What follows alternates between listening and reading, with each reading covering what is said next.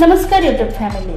आज आपण inheritance rights म्हणजे वारसदार जर नसेल मग संपत्तीचा मालक कोण, वडिलांची जमीन तुमची की दुसऱ्याची, तर हे आजच्या या व्हिडिओद्वारे आपण जाणून घेणार आहोत। जर तुम्हाला रिअल इस्टेट व्यवहारांबद्दल संपूर्ण माहिती हवी असेल तर आमच्या यूट्यूब चॅनलला सबस्क्राइब करा आणि नवनवीन व्हिडिओ अपडेट्स मिळवा।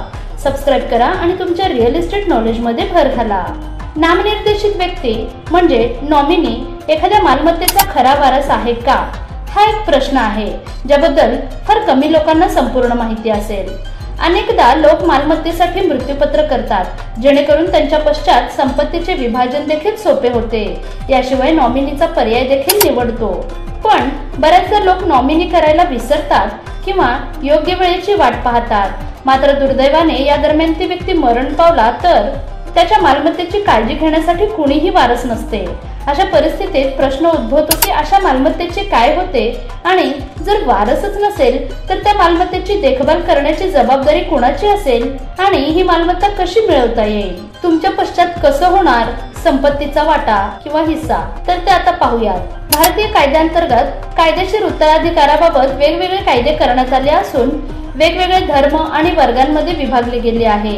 यामध्ये पुरुष आणि महिलांसाठी वेगवेगळे नियम आहेत, तर हिंदू उत्तराधिकार कायद्यानुसार हिंदू, जैन, शीख आणि बौद्ध कुटुंबे मालमत्तेसाठी कायदेशीर वारस प्रमाणपत्राचा दावा करू शकतात। मात्र हा कायदा पुरुष आणि महिलांना वेगवेगळ्या प्रकारे लागू होतो। जर एखाद्या पुरुषाचा मृत्यूपत्र न करता मृत्यू झाला तर त्याची मालमत्ता कायदेशीर वारसांमध्ये विभागली जाईल, जे क्लास 1 आणि क्लास 2 मध्ये विभागलेली असेल। क्लास 1 च्या वारसांमध्ये मृत व्यक्तीचा मुलगा, मुलगी, पत्नी आणि पालक यांचा समावेश होतो। हिंदू उत्तराधिकार कायद्याच्या कलम 1 अंतर्गत मृत व्यक्तीची मालमत्ता कुटुंबातील सदस्यांमध्ये समान वाटा हिस्सा दिला जातो।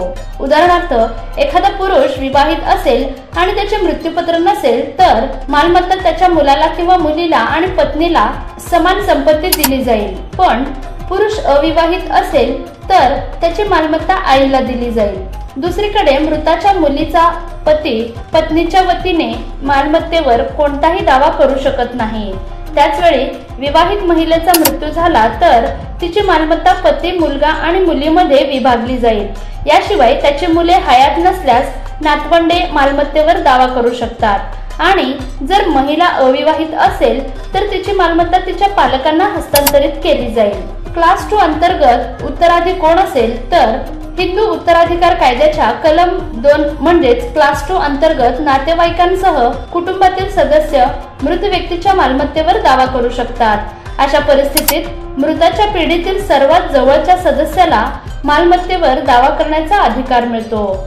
या श्रेणीमध्ये कुणीही दावेदार नसल्यास मृत व्यक्तीची मालमत्ता नातेवाईकांमध्ये वाटली जाते। उदाहरणार्थ मृत पुरुषाच्या बाबतीत त्याचे वडील, नातवाची मुले, भाऊ आणि बहीण पहिल्या श्रेणी अंतर्गत मालमत्तेवर दावा करू शकतात। अविवाहित मृत व्यक्तीच्या बाबतीत भाऊ, बहीण आणि वडिलांमध्ये मालमत्ता विभागली जाईल।